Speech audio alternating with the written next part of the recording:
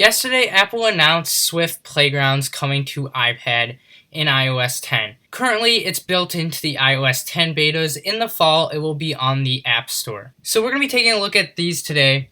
So when you first open it, you see that you have the Feature tab, which shows a couple different things that you can do to learn code.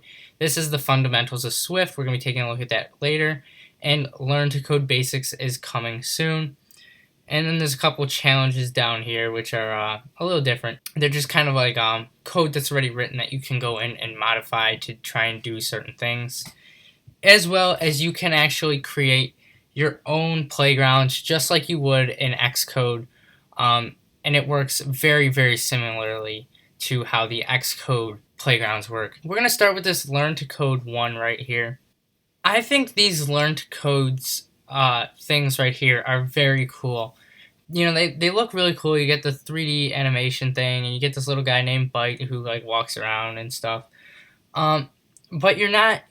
It's very good for people who've never programmed before. It's not really learning the code and commands themselves. It's like training your brain for how writing code works. So this is very simple right here, and all we're gonna do is they're already down here in the bottom bar. It knows what we need to type. So we're just going to do move forward, and move forward, and then he's going to collect the gem. So let's go ahead and run that.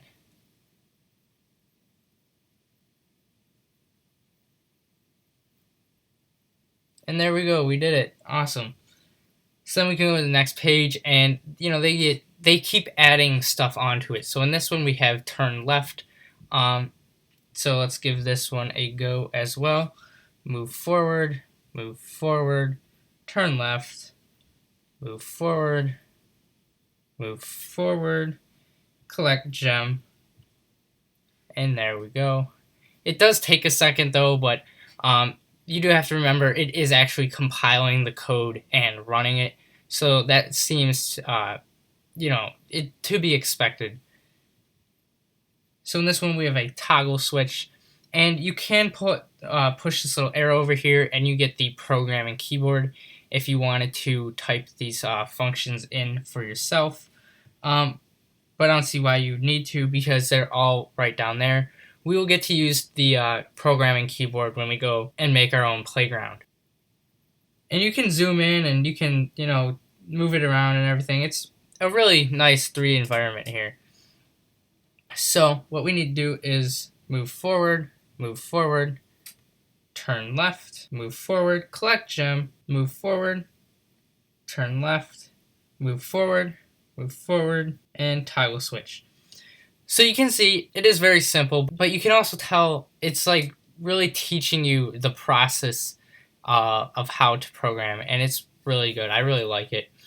I think this will be great for anyone who has never programmed before. So now we're going to go look at the playgrounds that you'd expect to see in Xcode. So all it is, it's very, very close to the ones in Xcode.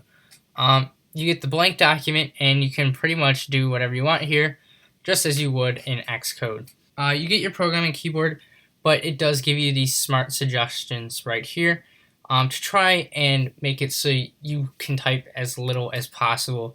And all these down here are very easy to get to. You just have to pull on them. And the ones with 2, it just depends on which way you pull to get those.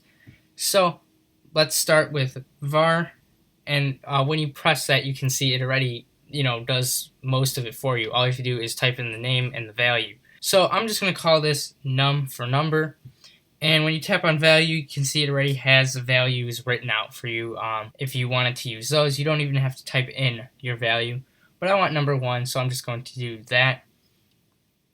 And this is just going to be a very simple while loop. So here we just tap while loop. While num is less than or equal to, we have this little thing here. If we wanted to move it around the circle, I probably shouldn't have done that because I wanted 50, but you can if you want to, or you could just type in the number. So 50, and we're just going to do num plus equal to 1. and now all we have to do is hit run code. I wish we had like a sidebar and a bottom bar like in Xcode Playgrounds where you can see all of the values in real time and you can see exactly what they are, but we don't have that here. We have a graph that shows you the values over the time. So because I was adding 1, it's just a straight line up to 50. But if we change this to be num equals num times 5, you're going to see a very different graph. So we're going to run that, and you can see the graph went up exponentially. So these are really cool. You can do quite a bit in here. It's really good for testing out logic for programming. So I really like this, and I'm very happy to see that we are moving towards being able to compile code on an iPad. So that is a basic overview of Swift Playgrounds. Thanks for watching. You can go ahead and follow me on Twitter. The link is in the description below. And don't forget to subscribe, like, comment, and share this video.